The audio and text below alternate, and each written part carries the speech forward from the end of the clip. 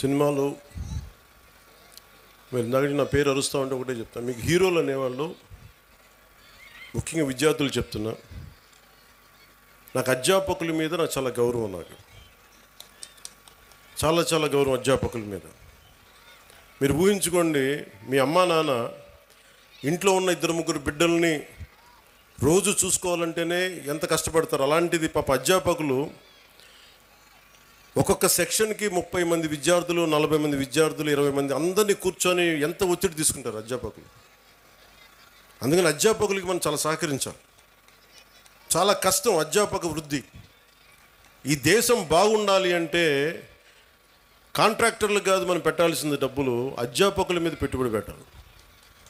అధ్యాపకులను నిజంగా గనక బడ్జెట్ పెంచితే, అధ్యాపకుల మీద కనుక పెట్టుబడి పెడితే, వాళ్ళ కనుక నిజంగా విలువలతో ఉన్న అధ్యాపకుల్ని బయటికి తీసుకెళ్తే ఈ దేశం చాలా అత్యంత అద్భుతంగా ఉంటుంది. అందుకని అధ్యాపక వృత్తి హయ్యెస్ట్ పెయిడ్ జాబ్ అవ్వాలని నా కోరిక. ఆ రోజు జరుగుద్దా నాకు తెలియదు, కానీ నా ప్రయత్నం నాకు చేస్తాను. ఎందుకంటే నాకు చిన్నప్పుడు టీచర్స్ నాకు నేర్పించిన పాఠాలే. ఒక టీచర్ నాకు దేశభక్తి గురించి చెప్తే, ఇంకో టీచర్ నాకు సైన్స్ గురించి చెప్పారు. ఒక్కొక్క టీచర్ సరిగ్గా ఉంటే మనకి ఆ సబ్జెక్ట్ మీద ప్రేమ వచ్చేస్తుంది. సో టీచర్స్ కూడా నా విన్నపం, నాకు తెలుసు మీకు ఎంత కష్టాలు ఉంటాయో. మీరు నలిగిపోతూ ఉంటారు, పిల్లల్ని చెప్పి అలిసిపోయి, ఈ పిల్లల్ని కూర్చోబెట్టినప్పుడు 5 మంది లెగుస్తూ ఉంటారు, మీరు అలిసిపోతారు. పోషకాహారం మీకు కూడా కావాలి. నిజంగా నాకు అదే అనిపిస్తుంది. ఎందుకంటే అలిసి నేను సభల్లో మాట్లాడుతూ గొంతు అవిసిపోతూ ఉంటుంది నాకు. సో పోషకాహారం పిల్లలకే కాదు, మీకు కూడా కావాలి. మీకు కూడా వైటమిన్ డెఫిషియన్సీ ఉందా, మీకు కూడా ఒకసారి వైటమిన్ డెఫిషియన్సీ ఉంటే విసుగు వచ్చేస్తుంది. సో అది కూడా చూడాలని నేను కోరుకుంటా ఉన్నాను. Highest paid job should be for teachers. ఈ దేశం బాగుండాలి.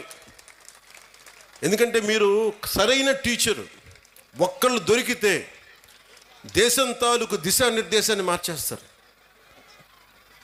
నాకు ఒక టీచర్ చెప్పాడు, ఇప్పుడు 9th-లోనో 10th-లోనో నాకు తెలుగు పాఠం చెప్పాడు.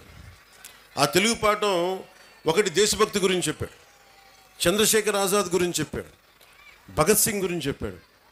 నాకు దేశానికి ఏదైనా చెయ్యాలని ప్రేరణ కలిగింది ఒక 9th-లో 10th-లో ఇచ్చిన ఒక టీచర్.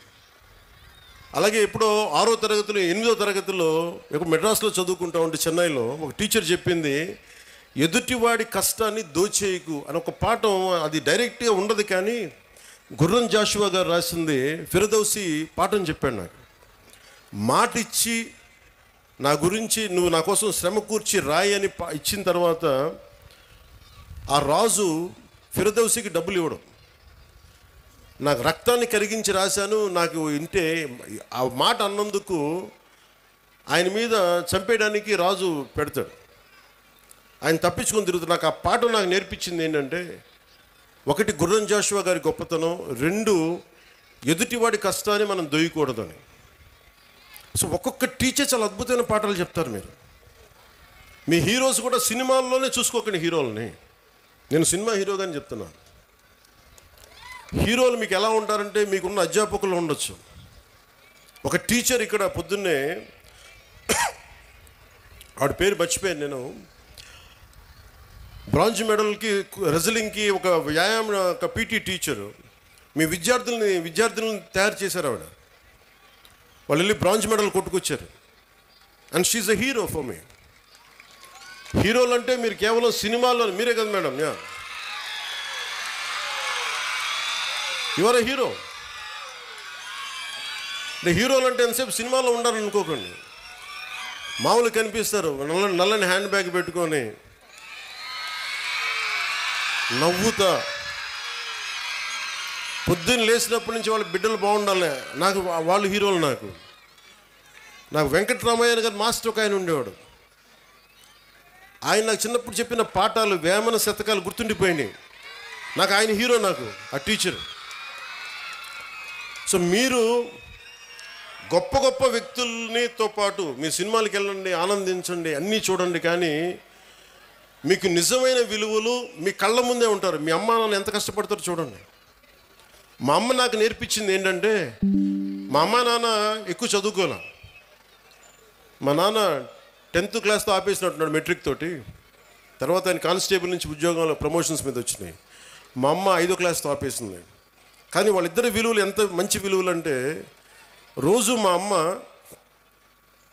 సాయంత్రం సంధ్యా సమయం అవ్వగానే దీపం ఇంట్లో లైట్ వేసి దండం పెట్టుకునేది. నేను 2-3 సార్లు చూశాను, ఎవరికమ్మా దండం పెడుతున్నావు అన్న. ఏ దేవుడికి దండం పెడుతున్నాను అడిగితే మా అమ్మ అంది, నేను థామస్ ఆల్వా ఎడిసన్కి దండం పెడుతున్నాను అన్న, మనకి లైట్ ఇచ్చినందుకు, మన బల్బ్ ఇచ్చినందుకు, ఎలక్ట్రిక్ బల్బ్. ఆ విలువ చదువు వల్ల రాదు. నా పాయింట్ ఏంటంటే, మీరు పిహెచ్డీలు చదవండి, ఇంకోటి చదవండి, కానీ విలువతో కూడిన విద్య చాలా అవసరం. సో మీ తల్లిదండ్రులు అలా అంటాడు. నా తల్లి హీరో, నా తండ్రి నాకు హీరో. ఎందుకంటే కష్టపడ్డాడు మా నాన్న. అలా మీ తల్లిదండ్రులు కూడా మీకోసం కష్టపడుతూ ఉన్నారు. విద్యార్థులు మీరు మీరు చూడాలి. పాపం మీ అమ్మగారు పొద్దున్నే లేచి మీకు బ్రేక్ఫాస్ట్లు చేసి, టిఫిన్లు చేసి, మధ్యాహ్నానికి ఏదైనా మళ్ళీ ఇంటికి వస్తే ఏదైనా తింటామని చెప్పి, వాళ్ళ కష్టాన్ని కూడా మనం గుర్తించామనుకోండి, తల్లిదండ్రుల కష్టం. వాళ్ళ చిన్నపాటి బరువు తగ్గిస్తే చాలు, ఇంటికి వెళ్ళి స్కూల్కి వచ్చి మన అధ్యాపకులకు చిన్నపాటి బరువును తగ్గిస్తే చాలు, మనం చాలా ఎదుగుతాం. అలాగే నా కోరిక అంతా ఏంటంటే, మీరు అద్భుతంగా అవ్వాలి. 21వ శతాబ్దం మీది. మీరు ఎవరిని ఆచరిస్తారు, ఎవరిని చూస్తారు, మీరు వాళ్ళ తయారవుతారు. మీరు ఎంతసేపు సోషల్ మీడియాలో ఏమి చూస్తారో మీరు అదే అవుతారు. గుర్తుపెట్టుకోండి, యద్భావం తద్భవతి. మీరు ఎలా ఆలోచిస్తారో మీరు అలాగే తయారవుతారు. మీరు ఒక ఐన్స్టైన్ లాగా అవ్వాలనుకుంటే మీరు ఐన్స్టైన్ అవుతారు. లేదు, మీకు ఇష్టమైన ఒక వ్యక్తిని, ఎంత స్థాయి ఉందో మాకు తెలియదు, అతలా తయారవుతారు. కానీ విలువలు పాటించే వ్యక్తుల్ని మీరు ఆదర్శంగా తీసుకుంటే తప్ప మీకు మంచిది కాదు. నేను ఎప్పుడు కూడా నాకు చాలామంది సినిమా హీరోలు నాకు చాలా ఇష్టం. కానీ నేను తీసుకున్న హీరో నా టీచర్స్, నా హీరోలు. ఒక స్పోర్ట్స్ పర్సన్, ఒక వనజీవి రామయ్య, లేదంటే ఒక దశరథ్ మాంజీ.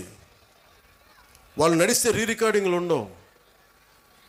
నా సినిమాలు వేసినప్పుడు నేను నడిస్తే వెనకాల రికార్డింగ్లు ఉంటాయి. గెడ్డం గెడ్డం ఉంచుకున్న సింహంలో డైలాగులు చెప్తే రికార్డింగ్లు ఉంటాయి. కానీ నిజమైన హీరోలకి రికార్డింగ్లు ఉండవు. కార్గిల్లో మన కోసం చచ్చిపోయిన హీరోలకి రికార్డింగ్స్ ఉండవు. దేశ భద్రత కోసం చచ్చిపోయారు వాళ్ళకి రికార్డింగ్లు ఉండవు. మనం గుర్తుపెట్టుకోవాల్సింది వాళ్ళని. మనం గుర్తుపెట్టుకోవాల్సింది మన కోసం కష్టం తెలియకుండా మనల్ని కాపాడే మన తల్లిదండ్రుల్ని, గొంతు చిచ్చుకొని మనం బాగుండాలని చెప్పి మన అధ్యాపకుల్ని, మన టీచర్స్ని. ఇంకా అన్నిటికంటే కూడా, ఇందాక దారిలో వస్తూ ఉంటే మనకి చాలామంది మీకు శానిటేషన్ కోసం పనిచేస్తూ ఉన్నారు. మనకి వీధుల్ని శుభ్రంగా తుడిచే మన కుటుంబం అది. మన శానిటేషన్ వర్కర్స్కి మీరు గౌరవం ఇవ్వండి. అలాగే జపాన్ లాగా, నేను చిన్నప్పుడు మా ఇంట్లో బాత్రూమ్ నేనే కడిగేవాడిని. మా నాన్న మా అమ్మ మా చేత కడిగిచ్చేవాడిని. అలాగే మన స్కూల్ బాత్రూమ్స్ కూడా జపాన్లో స్టూడెంట్స్ బాత్రూమ్స్ వాళ్ళే కడుగుతారు. ఇక్కడ మనం వేరే వాళ్ళ చేత చేయిస్తాం. సో విద్యార్థులకి ఎప్పుడైతే మనం అలాంటి పనులు చేస్తామో, అంటే మనం వాడిన బాత్రూమ్స్ మళ్ళీ మనం కడగం, ఇంకెవరో కడగాలి, అలా కుదరదు. ఆ కల్చర్ అలవాటు చేసుకుంటే భవిష్యత్తు మీకు చాలా ఉన్నత స్థాయిలో ఉంటుంది. డిగ్నిటీ ఆఫ్ లేబర్ మీకు అలవాటు అవ్వాలి. నేను అందుకనే ప్రతిసారి పారిశుద్ధ కార్మికులకి నేను ఎందుకంత గౌరవిస్తానంటే, నాకు నిజంగా వాళ్ళ భవిష్యత్తు బాగుండాలని కోరుకుంటూ ఉంటాం. సో మీకు పనిచేసే టీచర్స్కి కానీ, వాచ్ సెక్యూరిటీ పీపుల్కి కానీ, శానిటేషన్ వర్కర్స్ కానీ, మీరు ఒక్కొక్కసారి చిన్న థ్యాంక్స్ చెప్పండి. విద్యార్థులకు చెప్తున్నాను, మీరు మా కోసం ఇంత చేస్తున్నారు, చిన్న థ్యాంక్స్ చెప్పండి. వాళ్ళ బిడ్డలు బాగున్నారు లేదని అడగండి. చాలా గొప్పగా ఉంటుంది. మా ఇంట్లో కొంతమంది కొంచెం సహాయానికి అప్పుడప్పుడు ఎవరైనా వస్తే వాళ్ళ బిడ్డల కోసం నేను ఎప్పుడు నా దగ్గర ఉన్న డబ్బులు ఇచ్చేవాడిని.